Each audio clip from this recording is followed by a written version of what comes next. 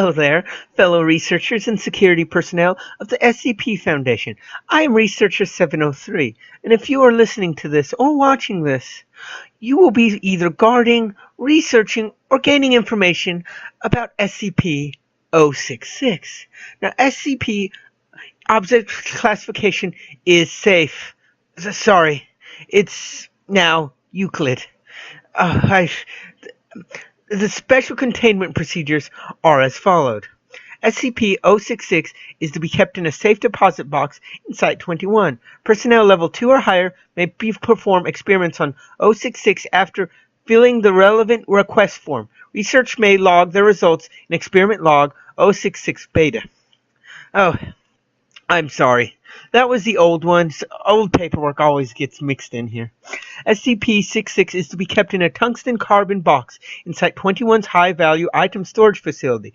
Once every month, this box must be manually inspected for damage to the interior. If damage is present, 066 must be moved to a new box. This task is performed by a robotic arm capable of performing the task in under 3 seconds. Oh, I have some connections with this one, but I'll get into that and you'll see why I have connections to this one. SCP-066 is an amorphous mass of braided yarn and ribbon weighing approximately 1 kilogram. Strands of SCP-066 may be taken individually and manipulated.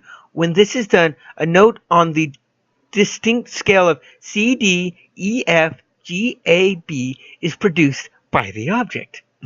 When a set of 6 or more notes are produced, 066 will produce a benign effect of varying natures and durations. 066 will not respond to a manipulation while the effect procedure by it is in progress. Prior to incident, 066-2 results have included 066 transformed into a small calico kitten for 17 minutes. The kitten exhibited significant friendliness and playfulness and appeared to be declawed. A song lasting 4 minutes, acoustic guitar and vocal accompanied by singing songwriter redirected. The lyrics warn the listener not to use sharp objects without parental supervision.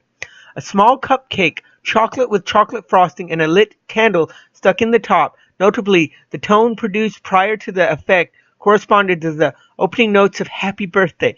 SCP-066 became responsive after said cupcake was consumed. Oh, and now we're into the new incident report. I have a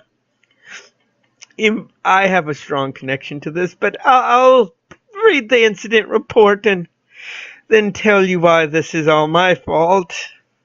Incident 0662. On April 18, 2008, D664473 was instructed to use a pair of scissors to remove a portion of SCP-066 for testing. However, when he began to cut it, SCP-066 rolled 1 meter away from him before stopping and making unidentified squawking sounds. Before he could be provided with further instructions, 0664437 attempted to cut it again. SCP-066 rolled away and produced the phrase, "Are you Eric?"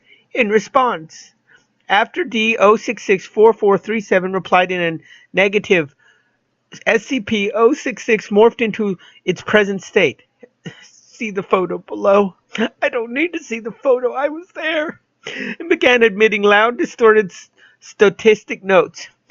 D-664437 was escorted from the room.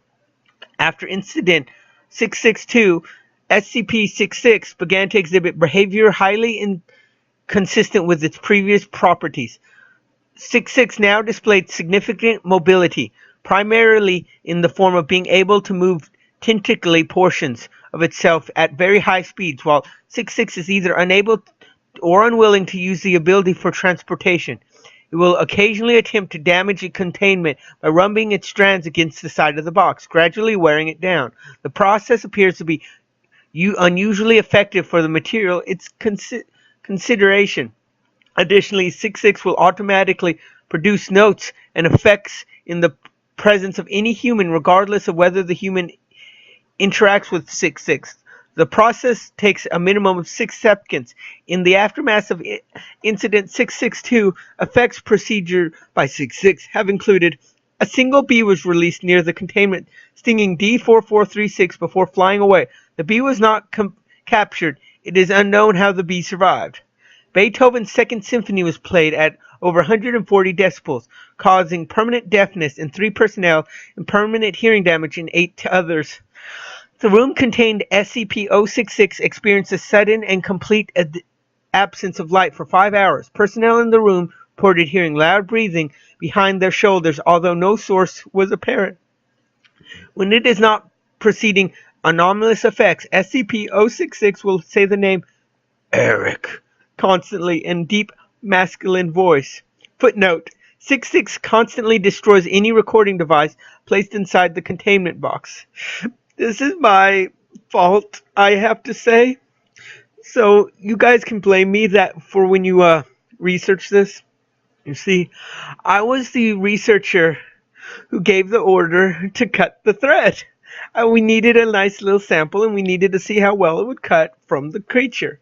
So I figured, well, do it. The thing had never shown any signs of aggression, anything. It was just going to be a small piece. I believe in trying to keep the SCPs mostly intact, just with small portions having to take, of course, for some basic tests so we can see what the material is. But that's when this all happened. It shouldn't have happened. I was also there when the bee got released. And I happened to be on break with the whole Beethoven Second Symphony thing. But I was in the room when it went dark. That breathing, I still have nightmares about that breathing. But this one's all my fault. I gave that order. I requested that we could cut off a sample so we could test it better. And it was supposed to be so easy. It was all supposed to be normal, just what it always does. Also, one thing of note that I've noticed is now that it has those creepy eyes, the eyes seem to move with light sources, so you can pull the lamp in front of it and move it around. I've tried to experiment with it more, but I've been transferred since then, and I hope whoever's in charge of it now can figure out what the heck is going on. But I shouldn't talk about this on here, but I have a theory. We've discovered a few SCPs, all with the name Eric connecting them. I'm not sure what that is, but if we could find Eric, whoever they mean, maybe we could find the connection. But I'm not exactly sure on that. I'm not sure if they're referring to the same Eric, but they seem to be. They really do. But this is all my fault lately. But this has been all I can explain, and I'm getting main looks from Steve over there. So I better quit just putting in my own information into the script now. I know, Steve. It was my fault. I'm sorry. But until then, this has been Researcher 703 for the SCP Foundation, signing out.